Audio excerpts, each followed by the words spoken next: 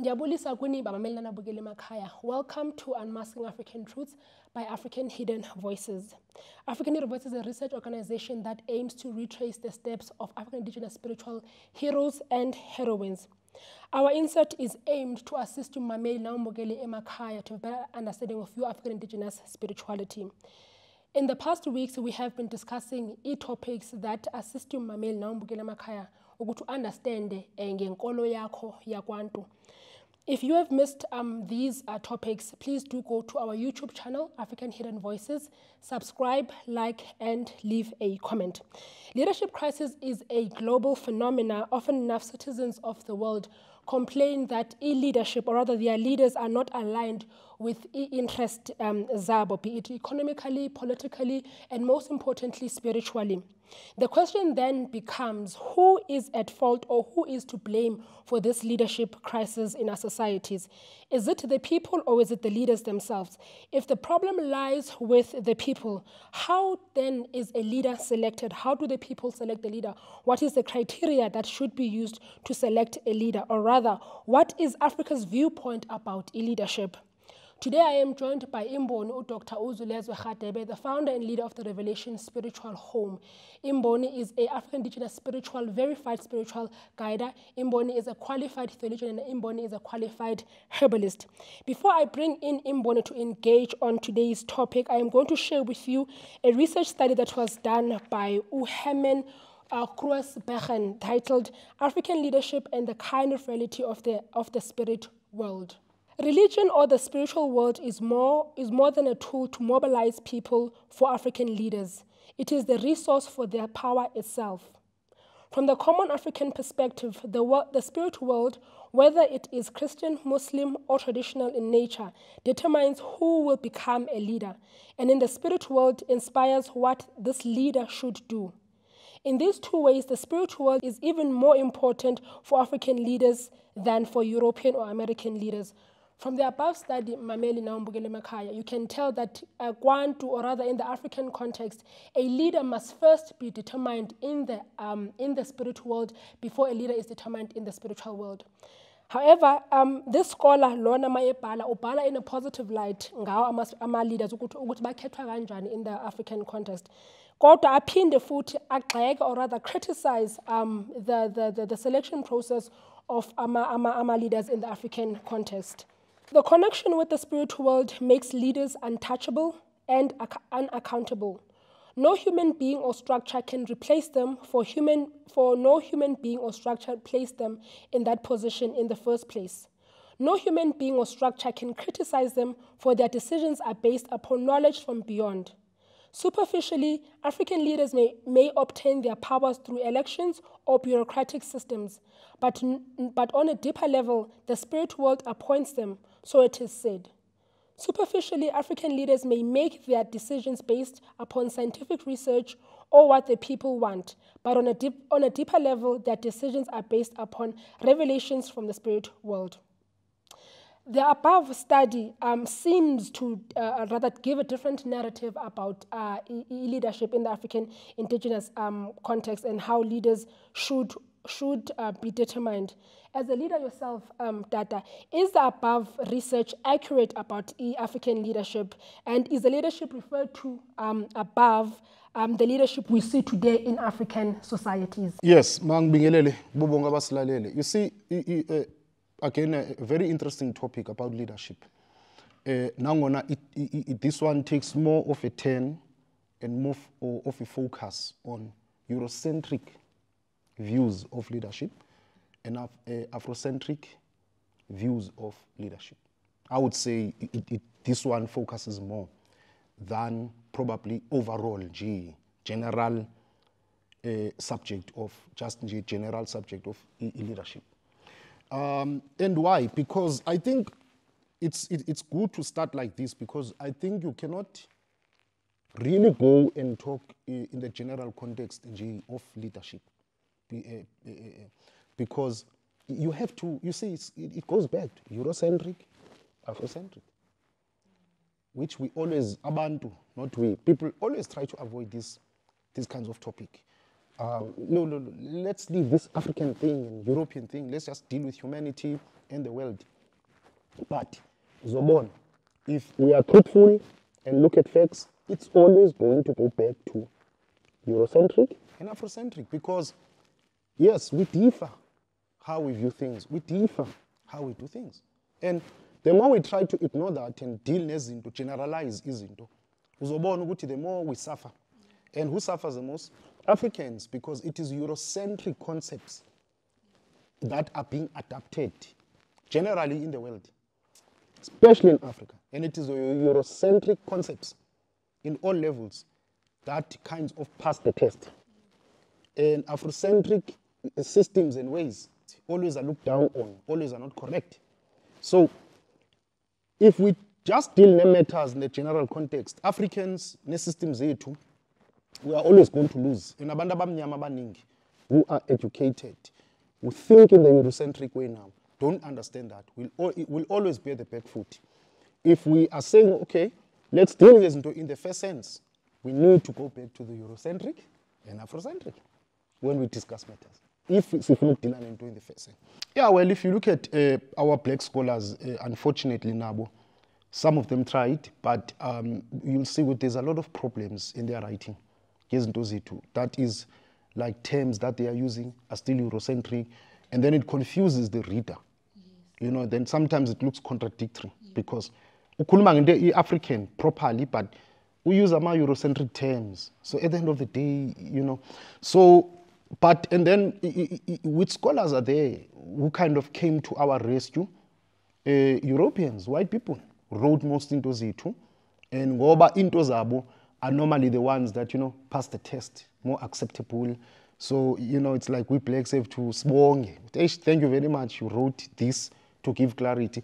But again, the same thing that that scholar did. They are still going to write our African things with a European view or a white perspective, a white person's view. And that is problematic. You see there, he's praising the leadership, apindabuye, because of usai viewer in the Eurocentric system. Now, I think understanding all of that, Nezo comments, we deal with this matter here. Of course, the Afrocentric view of leadership is always based on spirituality. And I think that is the gist of the issue. That is the main issue, main point about African people, especially African indigenous people before colonization. You'll find, Oguti, as I always said, we based into it. The foundation of most of what we did was spiritual. The sense of Sikh tradition, it will be emerged, it will be based on spirituality. We ran our political, it was based systems. Our traditional, it was spiritual. That's where the foundation was. And Europeans, they don't base those on spirituality. Spirituality for them becomes like a hobby, a side thing. If you look at them, Gabantu Abamo, who believe more in their intellectual capacity, they rely too much on their brain, on their capacity. And so they discuss the systems are based on the brain. And for me now, if you ask me the biggest difference between Eurocentric and Afrocentric, it is that. It is what Afrocentric is more based on spirituality. And then the study is correct. In the past, a leader was supposed to be chosen first in the spiritual dimension. In the past, you could not be a leader of anything in the leading in the spiritual matters, traditional matters. Spiritual people, Sbalaban, Izangom, Ubungom. You can't wake up by Izangom. Of course, you can today. There are men above Vugayo and they decide, like a career path. But Igdala, you could not. You had to be chosen. You could not be a spiritual guide, umuntu wesithunywa, usebenza abantu and lead people, making your own decisions. So anything that was mostly in leadership, main leader. Remember that leaders differ as well. But main leader, that decision had to be taken in the spiritual world. In the Eurocentric concept, it's democracy. Yes. It's people coming together, making decisions about who can lead. That's why, you know, they pride themselves as the masters of democracy, you know, and they are always our watchdogs in terms of politics, always commenting, Africa ni pasa ilos as wrong, that is a dictatorship. They act because they see themselves as the masters of a democracy. Like Tina says, we are only dictators. And that emerges from that. Everything here was spiritual. And you see now, he goes on saying, when he criticizes, he goes on saying, well, the problem with that is that now the leader sees himself as like ultimate, agana ususwa, yonke into yakhe based on the spiritual. He accounts to. Yabona ukuthi he might sound in today's world dictatorship. But akafuna ukuyisho, he accounts to nobody, etc. And it's not necessarily true, by the way, because if we take most of Amakhosi Amandulo, they did have a council as well, like Democrats. They did. The difference there was that ultimately who had to give the last word and based on what, but they were advisors. You must also remember that we can look at these those are in the past and the into today, and it's very easy for us to just criticize those Akdala and said yes, they were led by spirituality and they're dictators.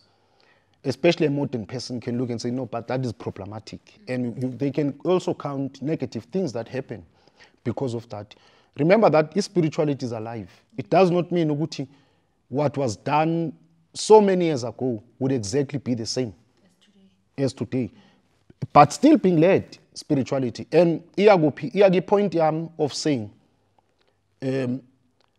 if Africa was never colonized, and all these Eurocentric and Western systems implemented in Africa, how would Africa be? Where would it be? Many will rise up and say, it will be dictatorship, without it's a complete lie, because even civilization began in Africa. We were advanced in Africa. So we would even be more advanced today. And obviously the world will still be as one, as now one. There's emails, we are learning from each other, the systems. Africans are not proud people. They would have learned even the good things from Europeans. So I would believe they would balance that equation. Balance, for me, is what is important. But the problem that we have had now is that we did not have the opportunity to balance indlela zethu based on spirituality, because we were then colonized. And we were removed from basing systems on spirituality, and then we were forced to use Eurocentric systems. That is not basing anything on spirituality and just basing things simply on the mind, simply on intellectual, and then coming up with all these democracy systems. Democracy systems. I heard on the radio the other day, they were discussing this issue of a program, not mentioning names, of this guy on the TV chasing after drug dealers. Yes. Apparently somebody died, and then on the radio there was a big discussion. We would know, how do we deal with this? People phoning in and saying, but then the system failing us. The democracy is failing us because too many rights for the wrong person. So how do we deal with this? Because of the democracy we have today and the systems we have today are not balanced with our systems. They are merely pure the European concept of a democracy. Because that's not how we do things. So it's for me, it's the balance. I would believe that as Africans would continue with systems based on spirituality, but having balanced those systems in order to have a better and a good society. Not removing the systems because you see, a leader, if we are not listening to the spiritual dimension, that's why we are going to have wrong leaders. You see, is a leader that in the ezweni lomoya ayaziwa, because Africans placed the spiritual dimension izwe lomoya first, and it's right. Ngoba izwe lokuqala izwe lomoya. Then izwe lenyama, the earth, was birthed.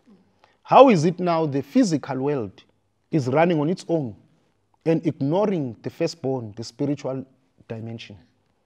That is why we have so many problems. And so a true leader needs to be recognized in the spiritual world, because it is the spiritual world that will influence the right people to be leaders in the physical world. The ignorance of that and having people just choosing willy-nilly based on the intellectual, it's the crisis that we have today. Khetho abantu abarongo who simply have no empathy ngabantu ngoba vele bakhethwe njengabantu based on i-charm yabo, intellectual yabo, and all these other things that they have, but yet nobody knows this person.